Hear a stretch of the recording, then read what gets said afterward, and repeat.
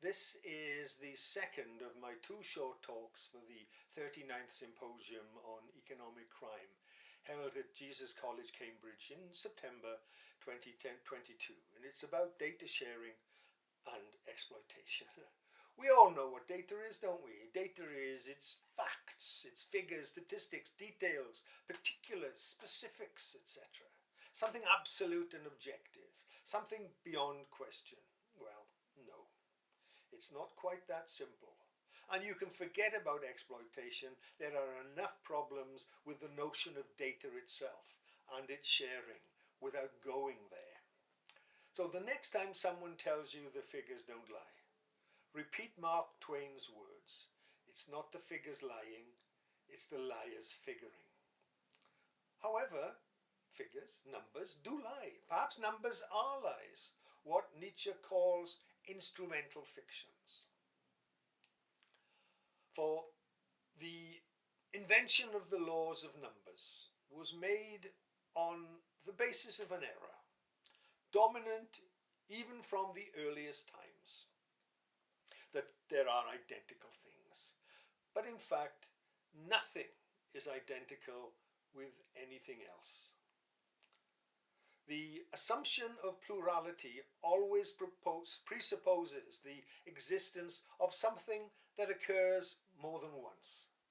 But precisely here, error already holds sway. Here already we are fabricating beings, unities which do not exist. Underneath the notion of data is a belief in atomism, in category. However, category is not truth, rather an act of choice. It's a choice that says it's okay to treat similarity as though it is sameness, and then to assume that all such comparisons between data choices are absolute. They're absolute facts. As time moves on, however, or the perspective or the environment changes, then so does category. And it's not just numerical categories. Consider the words serious and funny. Opposites, you may think, but they are false opposites. First pretend to be serious and then pretend to be funny. Doesn't work. However, categories are our way of differentiating meaning. As category changes, so does meaning. Everything is context sensitive. There are no such things as absolute data, absolute facts. A fact is like a sack. It won't stand up until you put something into it. Squeezing our untidy and ambiguous world into a straitjacket of categories is forcing square pegs into round holes. This sheds a debris of detail that conspires with the capricious division and fragmentation happening in the flux of events to form a critical mass and a consequent explosion. Be very wary of any once and for always set of categories that claims to explain your world. All information is asymmetric. Sender and receiver understand each message differently. Now, it's common for managers to think that by creating a database, it will somehow throw out facts to help them in their crusade for tidiness. But classification is notoriously difficult. Here's a story told by Canadian academic Sonny March. He tells of a Canadian electricity company.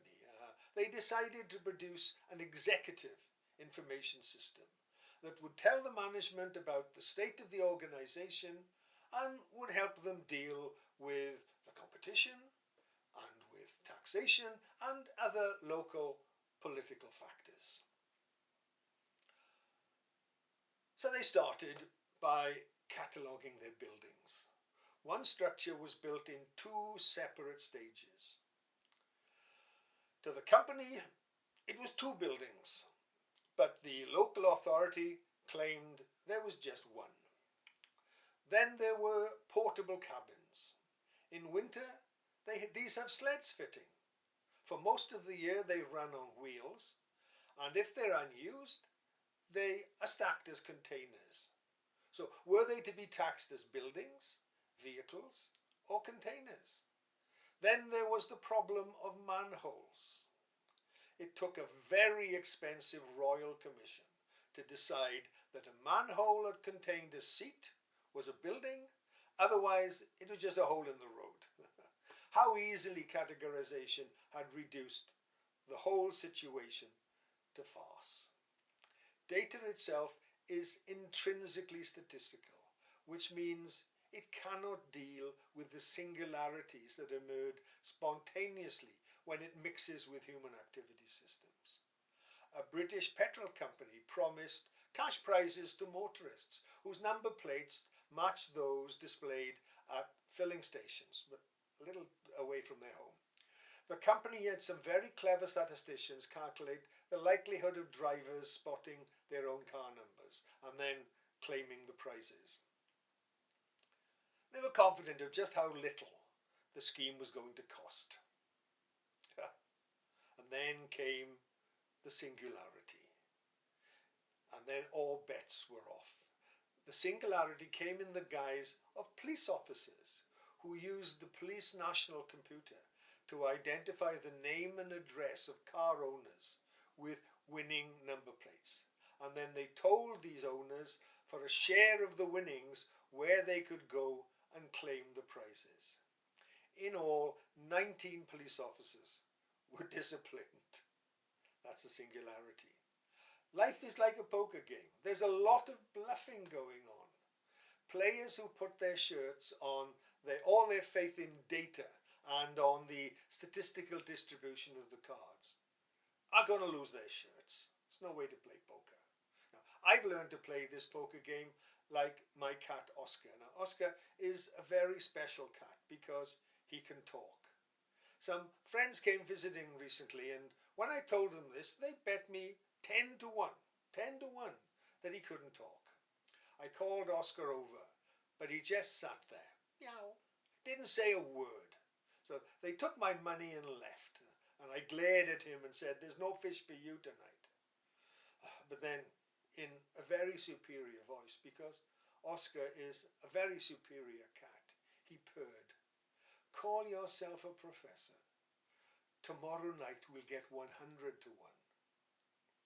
You must look beyond the data, beyond the statistics, beyond functionality, beyond the good intentions of the designers, beyond good and evil, towards the observable, consequential uncertainties that occur when data interacts with human activity systems." Now, according to my distinguished colleague Charles Goodhart, any observed statistical regularity will tend to collapse once pressure is placed on it for control purposes. So relying on data is dangerous. An observed regularity is an effect, but the moment you measure it and use that measure as data, as the basis of control, you are making the false assumption that it, the regularity, is the cause of your observation. What Charles is saying is, don't mix up cause and effect. Remember that the next time a regularity is picked up by the data you feed into your computer system. For computers are useless. They only give you answers, and more often than not, those answers are irrelevant, or just plain wrong, or they solve the wrong problem, or they create new problems. Yes, some answers deal with objective, well-structured problems at amazing speeds. They deal with detail, but they cannot cope with subjective subtlety, ambiguity, complexity, and paradox. Always be ready to reevaluate your priorities. There are no generic solutions, only contingencies. Now, generic solutions can only ever lead to complexity and information overload. Every process and action must be filtered, customized, and continuously refiltered and recustomized. placing the emphasis on experience rather than expertise in what must be considered an ongoing learning process. So stop this smug, self-assured certainty in a technological fix based on this highly questionable entity you call data.